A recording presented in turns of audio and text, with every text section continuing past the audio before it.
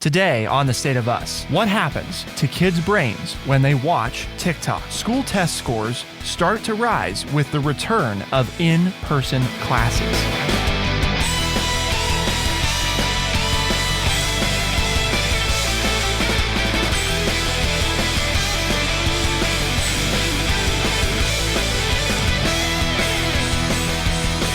Welcome to The State of Us. I'm your host, Justin T. Weller, joined, of course, today by the one and only, the friendly redneck liberal and senior resident historian extraordinaire here at True Chat, Mr. Lance L. Jackson. Today, we're looking at the TikTok brain explained, why some kids seem hooked on social video feeds. The dopamine rush of endless short videos makes it hard for young viewers to switch their focus to slower moving activities, according to the Wall Street Journal. We've made kids live in a candy store.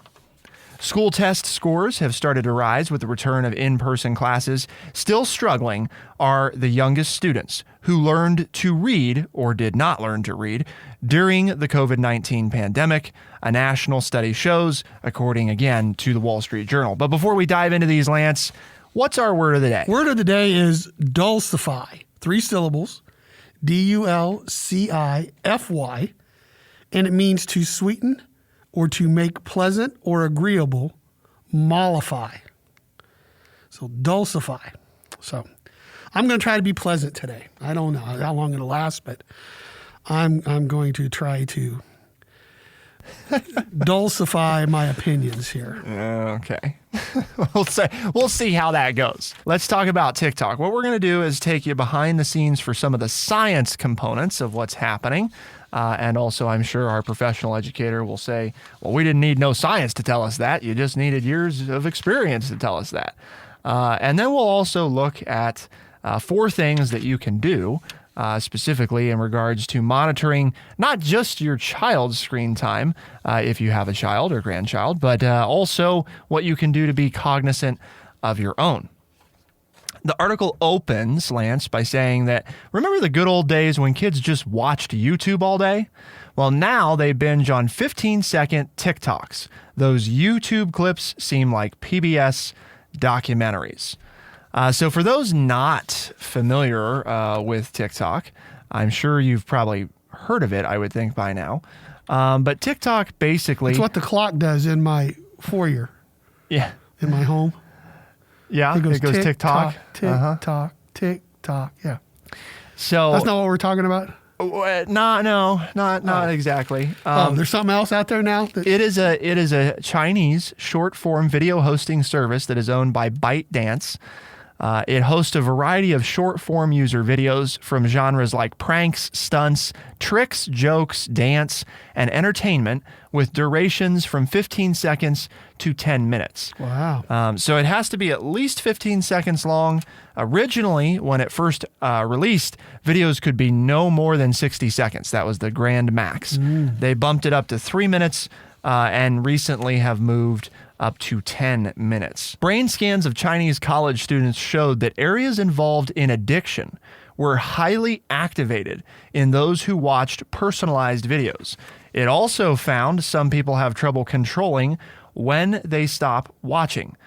And that's from one of the few studies specifically examining TikTok-related effects on the brain. It found that the personalized videos the app's recommendation engine shows users activate the reward centers of the brain as compared with the general interest videos shown to new users. So how do we break that down, Lance? Well, Lance is a new user. He's never been on TikTok. So TikTok's algorithm, its artificial intelligence, doesn't know that much about Lance, does it? It really doesn't know anything. So it has to provide you a wide range of sampling of videos to sort of start to see, how do you react to them? Which ones are you watching? Which ones are you moving forward on? And, basically begin to learn your profile. But the more it learns your profile and the more it delivers to you content that you like, it activates that addiction center. I mean, it's kind of like when if my wife's not home, I don't get the scoop out for the ice cream and scoop the ice cream into a bowl.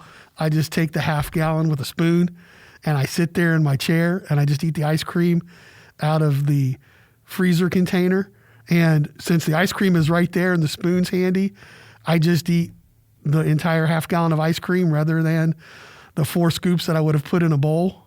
Is that kind of what you're describing? Since it's just right there for me, I'll just keep doing it. I didn't know the brain worked that way, that if it really felt good, you just sit there and keep eating it if it was available. Isn't that why you put things out of reach? So you have to get up and move and do something so that it'll get your mind off of it?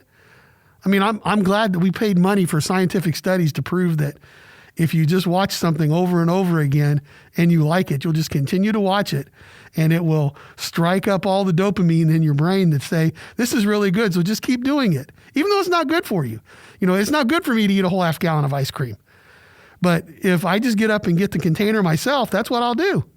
It's a lot harder to get up and put it back in the freezer when it's sitting right there in my lap. Same reason they tell you, right? If you're trying to lose weight, don't sit down with the bag of chips. Put the chips in a bowl, and when the bowl's empty, then you're done. My doctor's told that to me for years. Said, you can have anything you want, just put it on a plate. Yep. And take the plate away from put everything else away, take the plate, eat wherever you want. I don't care if you eat in front of the TV or whatever.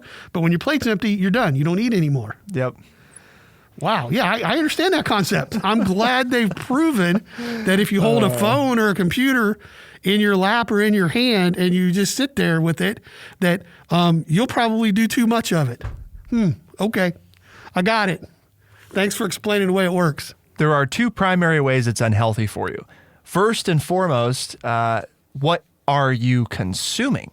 Well, while, listening to things like cat videos, tricks and jokes and dance and entertainment, that doesn't sound too bad. But when you throw in pranks and stunts, as I'm sure some of our younger listeners or older listeners who have TikTok have learned, there can be quite the range of, and now TikTok has started to crack down on this some, of illegal pranks taking place or dangerous pranks taking place.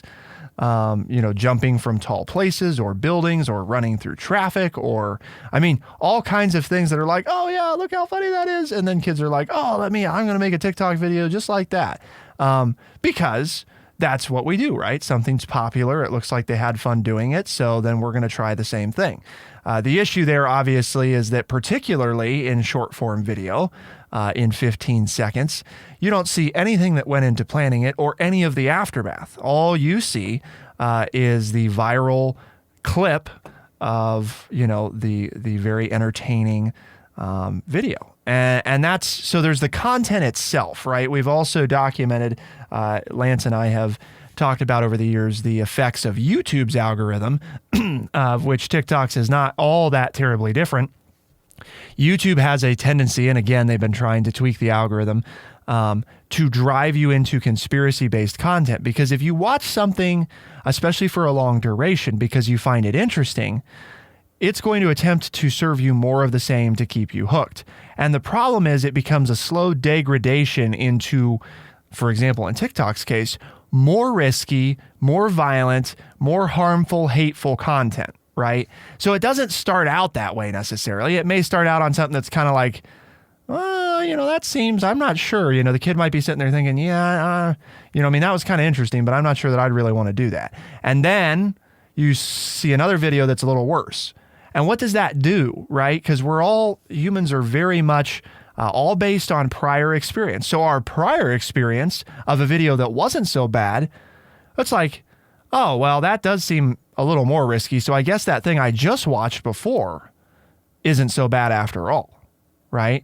And then as it steps you down and down and down, all the things before that you already started out questioning, you are far less likely to question or think twice about because it's shown you something that's worse. But then there's also the issue of the brain science itself, because young people's brains, they're not the same as your brain or my brain, right? That's true. The human brain doesn't fully form to the age 25, and we have the studies to prove that, and that's why car insurance rates are highest for people until you reach that age, and then they start to drop, and why they're even higher for males of the species to drive cars until they're 25. They pay an even higher rate because the studies show not only the brain stuff, but the accidents, because it's like, hey, I can do whatever I want. I'm invincible. It just we don't focus. We don't learn. We don't have all of a fully developed prefrontal cortex, if you want to get technical, until age 25. So we are more likely to make rash decisions and do rash things until our brain is fully formed. So the article breaks this down kind of into two segments of what's happening in the brain. First is what Lance has referred to. When kids do things that require prolonged focus, okay, so think of reading, solving math problems, that sort of thing. Learning at school. Yes, they're using directed attention.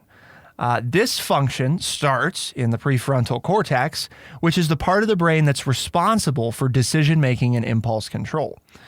According to Michael Manos, who is the clinical director of the Center for Attention and Learning at Cleveland Clinic Children's, directed attention is the ability to inhibit distractions and sustain attention and to shift attention appropriately. It requires higher order skills like planning and prioritizing. The article points out that kids generally have a harder time doing this and putting down their video game controllers because the prefrontal cortex isn't fully developed until age 25. The doctor observes that the ever-changing environment of TikTok doesn't require sustained attention, i.e., directed attention is not necessary. If kids' brains become accustomed to constant changes, the brain finds it difficult then to adapt to a non-digital activity where things don't move as fast.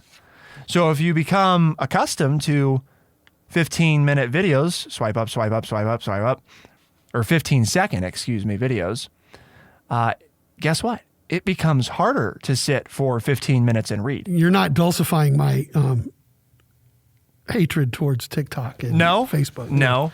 You're not dulcifying it at all. Just you're enraging it. You're giving all of the reasons why I don't like these things, especially in the hands of young people, right? Because we're talking about when you are younger, you are creating habits, right? And so wouldn't we want to create better habits and as many better habits as possible and not create, it's not that you can't unlearn a bad habit, but we all know, we've all tried it. Those of us who are older adults, we've tried to change our bad habits, and it's very, very difficult to do that.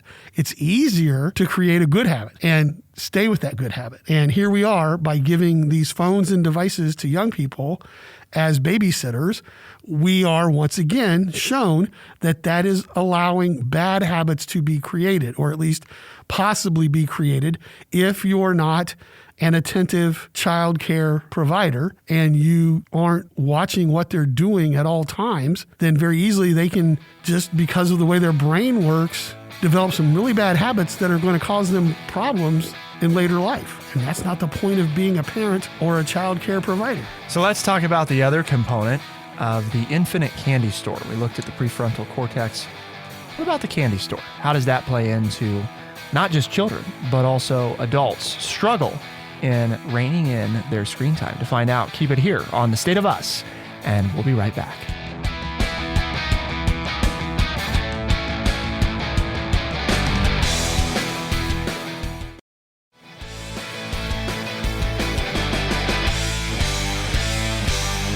TikTok's keenly aware of the issues facing its users, and a TikTok spokeswoman said the company wants younger teens to develop positive digital habits early on, and that recently it made some changes aimed at curbing extensive app usage. For example, TikTok won't allow users aged 13 to 15 to receive push notifications after 9 p.m. TikTok also periodically reminds users to take a break, to go outside and grab a snack.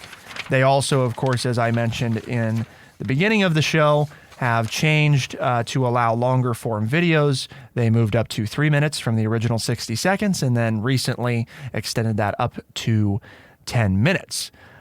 Well, isn't that nice? Isn't it? Yes. Well, you know, they care, Lance, about user health and safety.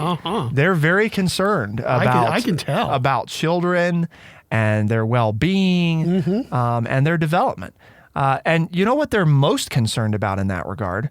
They're most concerned about whether or not they have grabbed a lifelong user who's watching hours and hours of videos, because that means more money for the company. I spent my life trying to help children, and then here we have something that I'm not really sure where the positives are. Okay. I'm not, nowhere have you said anything, or did I read in this article where there is a positive outcome from watching TikTok or YouTube over and over and over, where people are spending that much time doing this stuff, watching it. I know for the people who produce the content, they have the ability to make money. Good for them. But I'm not sure where this shows anything good, where I know I've read, I don't have it at my fingertips, but when you read or you know how to do math, there are many good things that can happen to your life if you have the ability to read something and take knowledge in and divulge that knowledge to others. And if you know how to do math and you can figure out how to pay your bills and maybe have some savings and do some things and go some places that you want to do, there are a lot of really good feelings that develop.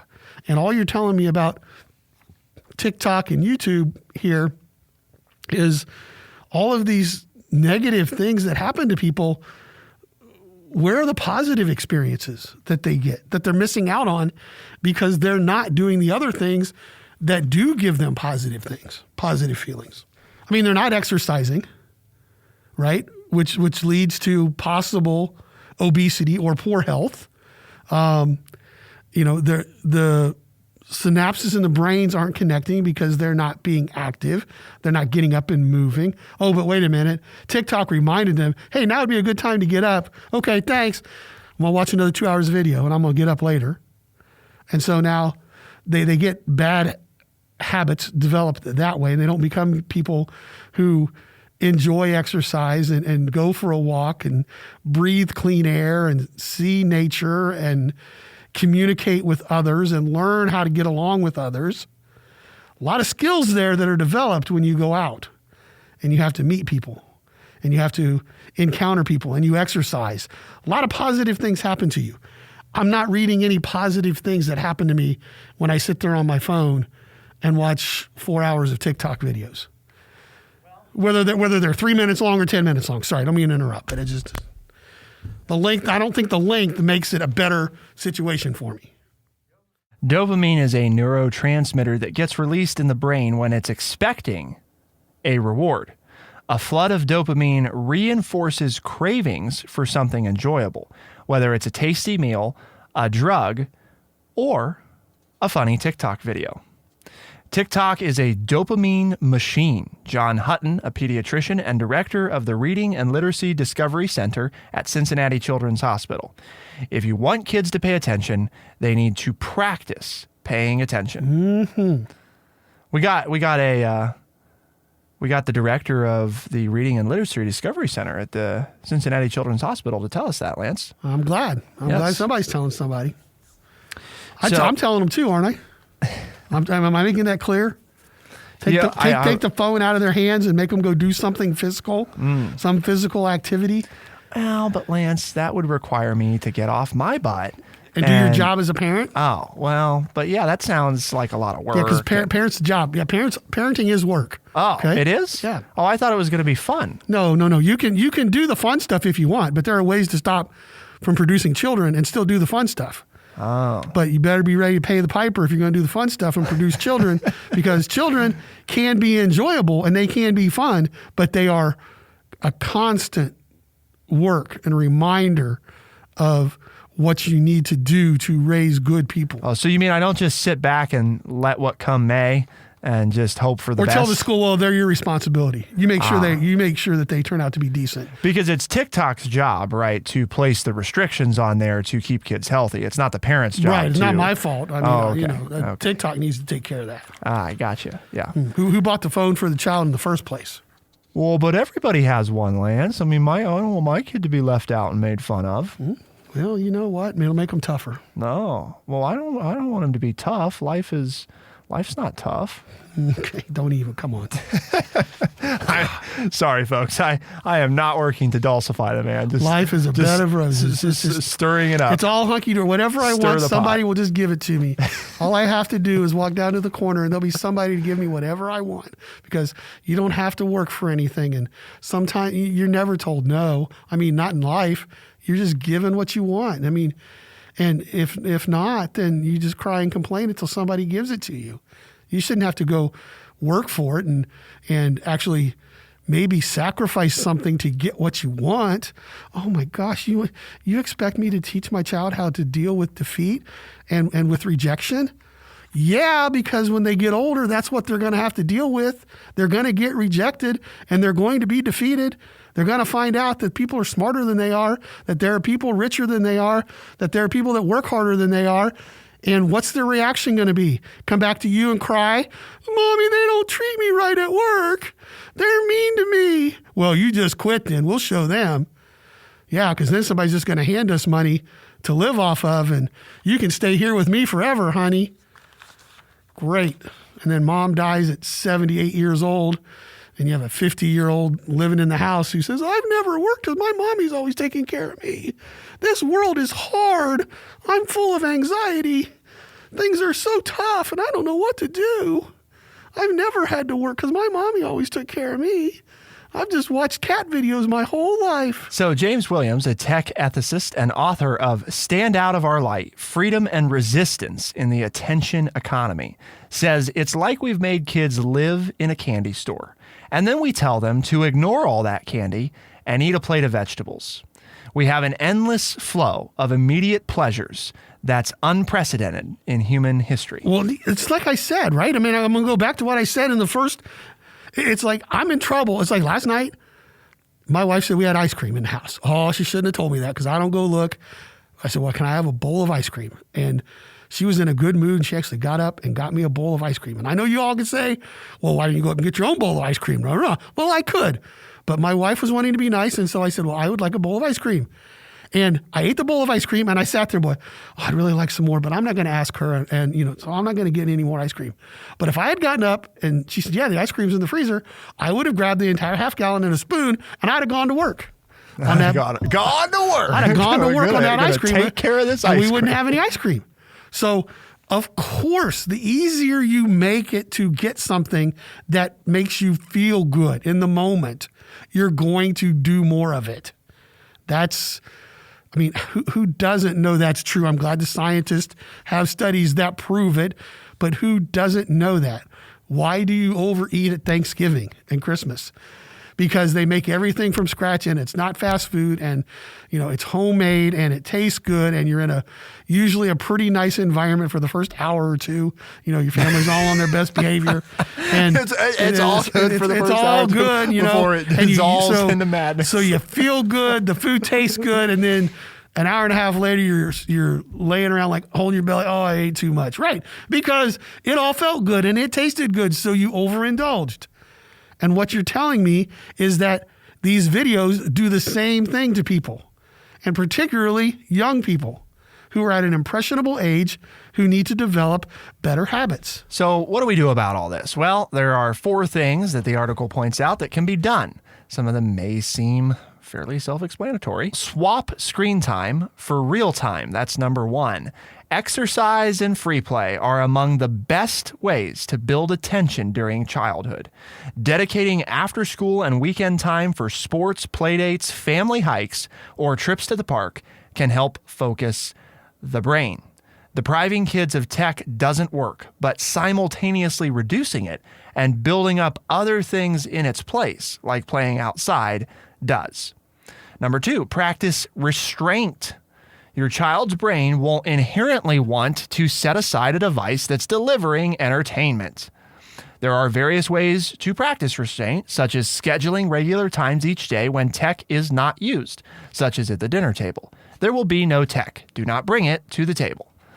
And by setting time limits on screen sessions, which guess what, moves into the next one, number 3, use tech's own tools. Yes, we talked about being a good parent, but tech has deployed some useful parental tools that you can deploy on your child's device that says you're only allowed 30 minutes of TikTok a day.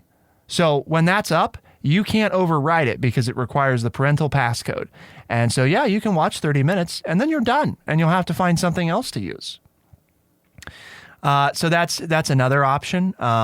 Depending on the device and the family, you can create supervised accounts, put child content restrictions on things to limit what type of content they can see.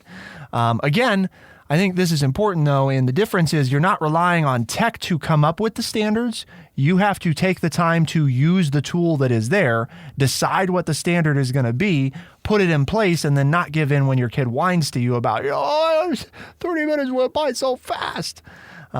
Anecdotal experiment, Lance, with two of our workers who are still high school students who are learning to do some stuff. I asked them, What's your screen time look like? Just on TikTok. Tell me how much time on TikTok most days you're spending. And most of the time it was somewhere between 1.5 and 2.5 hours every day on TikTok. With their screen time, their total time on their phone, typically somewhere between 3 and 6 hours a day. I believe it. And number 4, ensure good sleep. Teens are already suffering from a sleep deficit. Proper sleep is essential for focus and attention, which is why phones and other devices should be kept out of the bedroom at night, which guess what? Reinforces number 2, practice restraint, right? Set limits on where and when tech can be used. You don't need to be answering a friend who emails you or texts you at 1:30 in the morning. Oh, Lance, people don't email or text anymore. Are you kidding me? That's for old people. But again, what you're talking about is being an interactive and involved parent and making your child get upset with you because you put limits on them. That's your job. That's what parenting is, okay? They'll love you for it if you'd actually do it. They're looking for it. I've said that before. You've known it. You've heard it from me before. Kids want parameters. Kids want somebody to put controls on them because that's why they push back.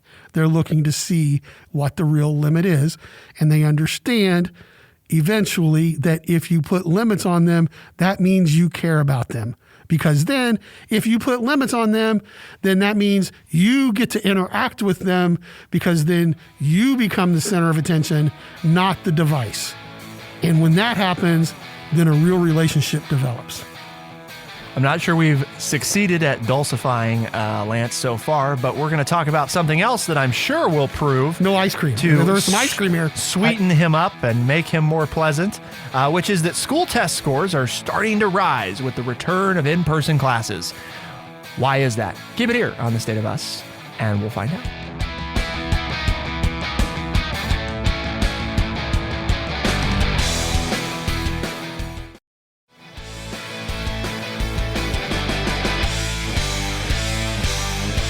The Wall Street Journal reports that the return to in-person classes this school year has helped students begin to learn again at a normal pace. A new national study shows, although many are still facing setbacks from months of pandemic-disrupted education, the results show that children are making strides to overcome the challenges of the past 2 years, though the study echoes others in reporting that progress is weaker among students who haven't yet learned to read and have only ever known a pandemic education. Well, yes, things have gotten better. That's wonderful. But the downside is performance hasn't rebounded to pre-pandemic levels. So it is getting better. Good. Maybe people will realize, and you hope the pandemic did that teachers are a needed group of people to help learning. As our parents, again, especially of younger children, they need to, one of the problems here is they haven't seen reading results this low in generations. Well, how many people, again, are taking the time as a parent to read with their child every night? You say, what, every night, every day I have to read with my child? No, you don't have to. But if you do, it will enhance their learning and it will make them do better in school, which will hopefully help them graduate and want to do something with their life. If you, again, that is interacting with your child. That is being a parent, and it will help them with their test scores. The schools can't do it on their own. You can't just drop them off at 8 o'clock and pick them up at 3 o'clock and say, well, you got all your learning in. Now let's just go have fun. There are things that you need to do to enhance and support that thing. And just anecdotally, I come from a family of teachers.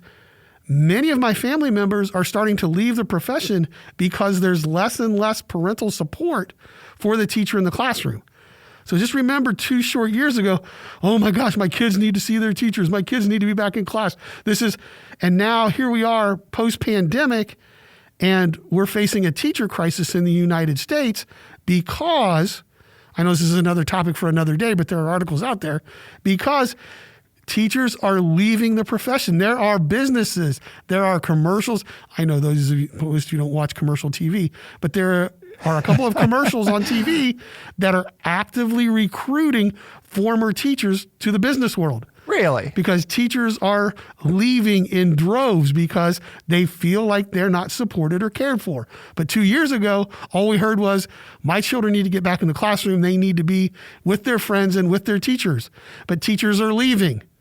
So somewhere there's a disconnect here between, we say we want teachers, but teachers feel like nobody cares about them and they're not being supported by the parents at home.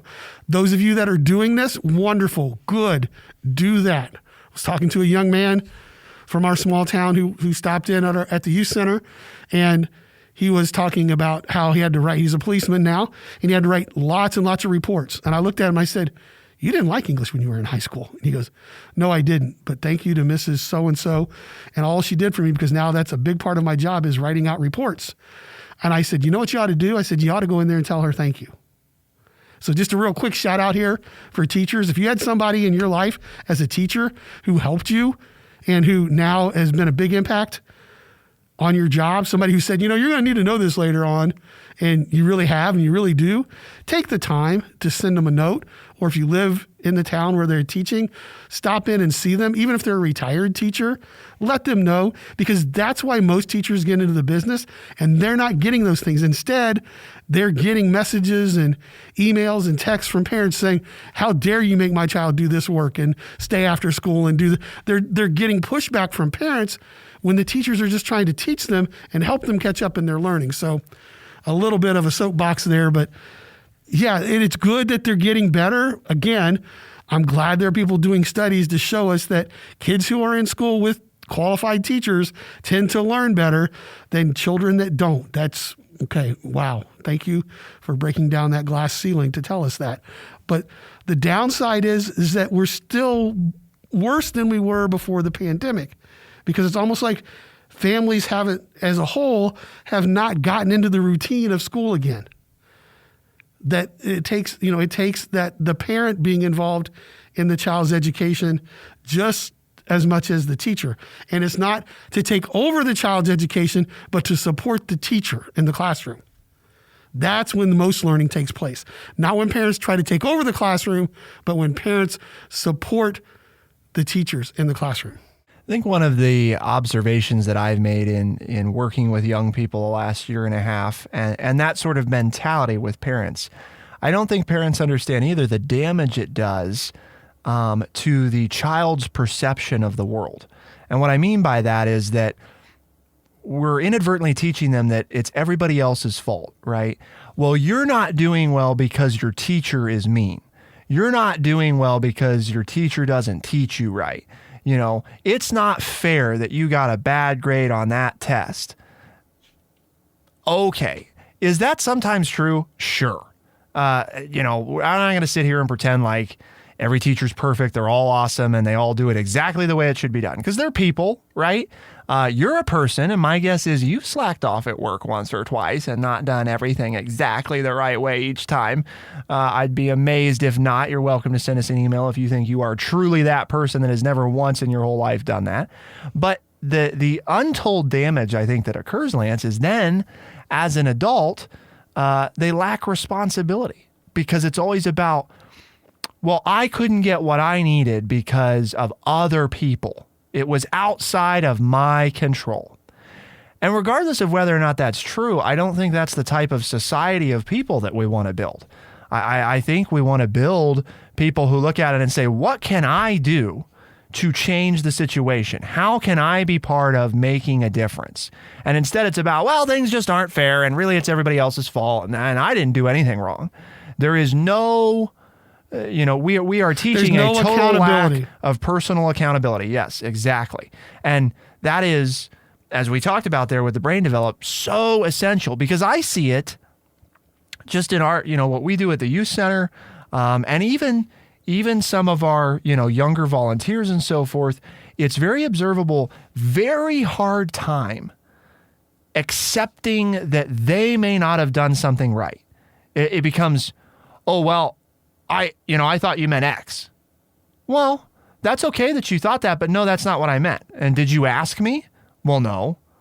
Because I knew that, it's not my fault that I didn't understand what you said, Okay, well, but you had actions you could have taken that you didn't take, right? That's what you're responsible for. And that's such a hard thing to teach later. It's much easier if you teach that with children about, you got a bad grade.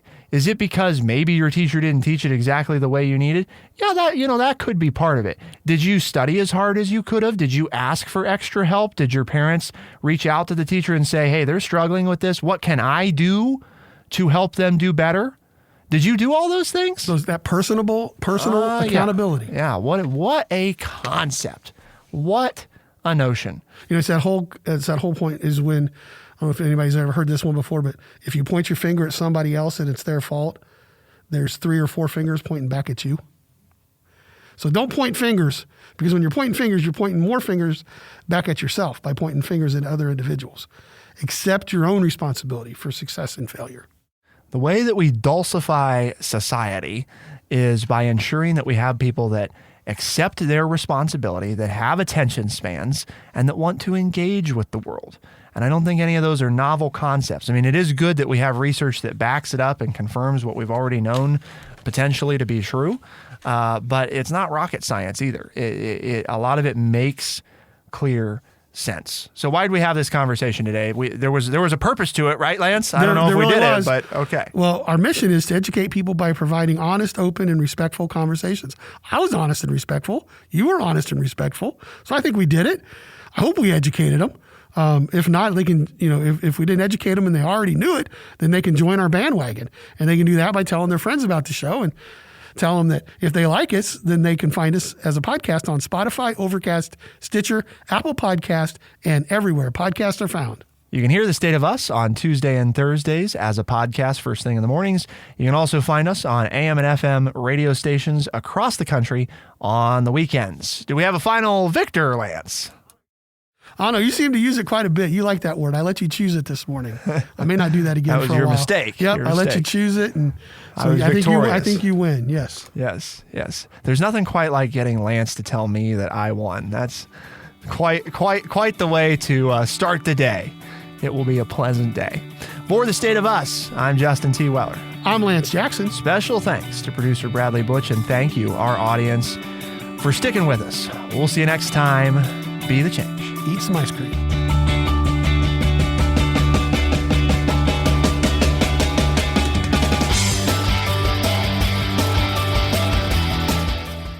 Be sure to check out our website, thestateofus.org, for books, articles, and all the ways to tune in. thestateofus.org.